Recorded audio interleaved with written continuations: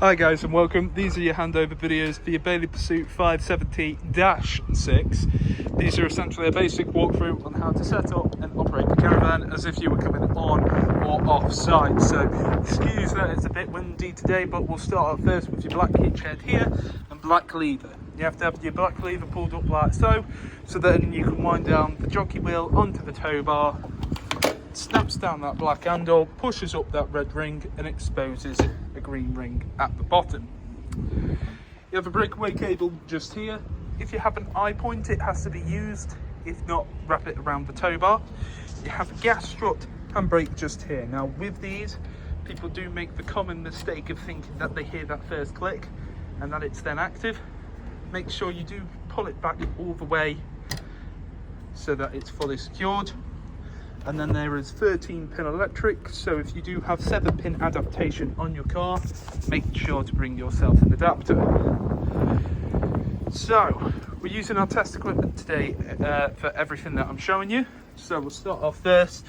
2 points either side and 2 points at the back. You have inserts for your legs. The caravan itself comes with a leg grinder, or you can grab yourself a 19mm drill bit and a power drill just to make it that bit quicker. Do not attempt to jack up or level the caravan. Level even, the caravan using your legs are simply used for stabilisation. First level using the jockey wheel, then put down all 4 corner steadies. Moving along, we have your battery locker just here. So this example does have a battery installed, and it's got 2 terminals on the top where you'll need a 12mm spanner to be able to essentially attach it on. Then you have your plug in for your mains just here, slots in nice and easy. Then you have a little bit of a cutout where you're able to feed the mains lead through. Motor mover will go over on collection, and then you have your gas bottle locker just here. So as you can see, I've got a red propane gas bottle just here with an in-date gas hose connecting onto this regulator. These gas hoses run for 5 years, so this one's production date 2025. That will take us up to 2030. Connects onto this regulator just here. Hand tighten it as much as you can and then nip it up using a spanner. You don't want to put a ridiculous amount of pressure on it because you have an O-ring inside, and too much pressure can cause it to crack and break. Coming round to the other side, we have first your plug-in for your water. So this is on a trigger system, so to remove it you press in on the trigger, pull out just like so. Then you have the actual pump itself here, so to insert you just press in, nice and easy. You have this plastic cap to go over the top of the acrowl to make sure no nastiness gets in, and at the bottom you have your strainer. It's crucial that the strainer sits at the bottom of the barrel, as you don't want any water coming through. You don't want any air coming through that could lead to any coughs and splutter, so do ensure that's sat at the bottom of the barrel. Some people will weight that down or add some PVC tubing to ensure that it's always nice and straight. To plug it in, just press in like so, you'll hear it snap and then it can't be removed. And lastly, we have your toilet function. So first up, you have this point where both your wastewater, both your shower and sink will come out of. You'll need some 28.5mm waste pipe to then feed into a waste master that you can empty out at the appropriate point on site. What a mouthful. Then just here we have your cassette toilet. So to remove your cassette toilet, you press up on the orange handle, pull out just like so. Then you can also extend that out and up to essentially operate similar to a carry-on suitcase. Then once you're at your emptying point, twist that head to the side, twist that cap open. You want to tilt, and at the same time as tilting, continually press in the vent button.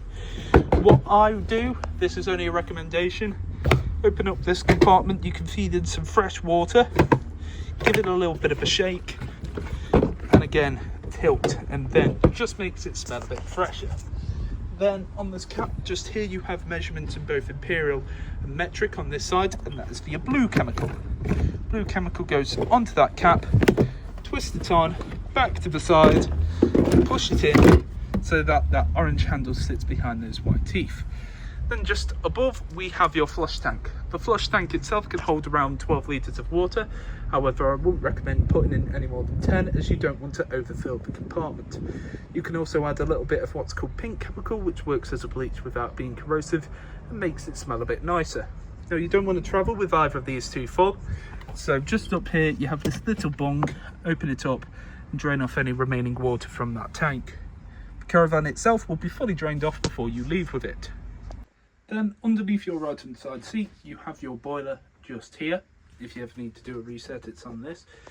And then you have this yellow switch valve. So that is your drain valve just there. So as it's in the horizontal position, that is allowing the flow of water to come through. When it's in the vertical position, that drains out any remaining water inside the system. Now we are going to leave the caravan with that in the vertical position itself. November to March as well, have that up permanently unless you're actively using the caravan.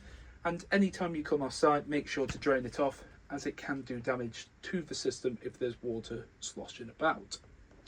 Then underneath your left hand side seat, we have this black or blue box just there, which is essentially your brain box for your motor mover. Again, if you ever need to do a reset, it's on there. And just through here, we have your trips and fuses. All your trips in the upright position and all your fuses in the correct position as well. Always recommend carrying some extra fuses. And if you need to know what they represent, please have a look inside your book pack. And just here we have your main control panel. So this is for the operation of pretty much everything in the van. So you have your master on and off switch just here. So as you can see, when it comes on, it will come up and give me the voltage reading, which is around 13.4 volts. Now, as I'm plugged into mains, that is an accurate representation of the amount coming from the mains lead. When I'm plugged in with only my battery, that will give me the reading from the battery. I have lights internal, on and off, on the light switch. Awning light, press that in, go outside and you can see your awning light on just there. And then you have your pump button. Now, pressing the pump button, what happens is that the pump outside draws through the water into the boiler. The boiler itself will have a capacity.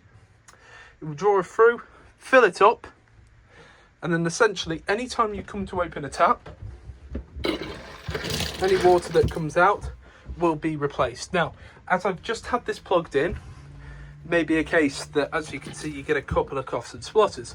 So what we're going to do is wait 2 to 3 minutes, allow the water to come through. And whilst we wait for that, I'll show you your trimmer panel. So your trimmer panel is for your heating and hot water. So you have a dial here, which is also a button for selecting, and a back button. So you press in on this just here, and it comes up to this screen here. So first up, you have the thermometer inside the motorhome / caravan. Press that in.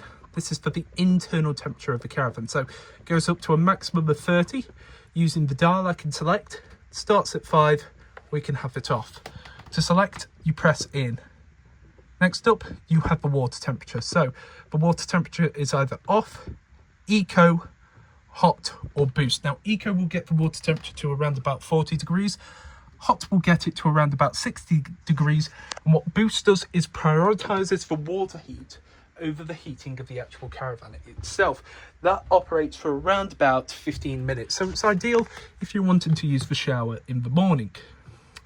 Next, you have your energy source. So you can either use gas, a mixture of gas and 1 kilowatt, mixture of gas and 2 kilowatt, strictly electric with 1 kilowatt, or strictly electric with 2 kilowatts. So you have the choice of either gas, mains, or a mixture of both. So to be honest, if you're on site, you'll just want to use your electric and not waste. And if you're off grid, you can just use gas.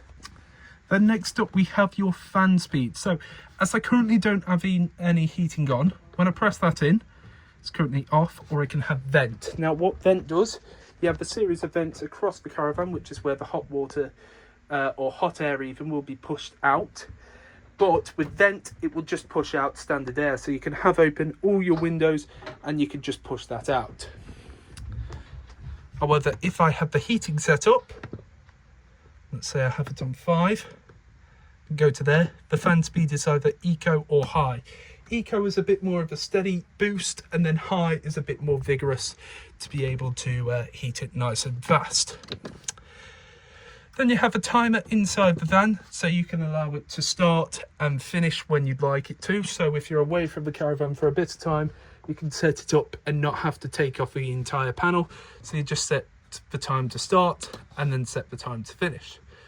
Then you have the time, so it's currently not 7 minutes to 5 in the morning. You just select the correct time, whatever it is. So it is a 24-hour clock that it's currently set to.